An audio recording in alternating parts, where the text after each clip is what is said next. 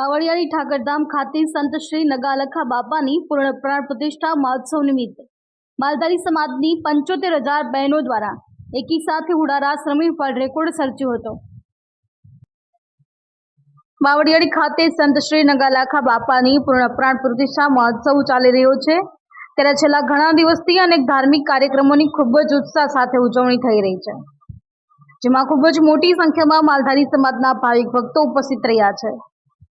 આ પ્રાણ પ્રતિષ્ઠા મહોત્સવ નિમિત્તે જ હાલમાં ગોપ કથા ચાલી રહી છે, તેનો પણ ભાવિક ભક્તો મોટી સંખ્યામાં લાભ લઈ રહ્યા છે।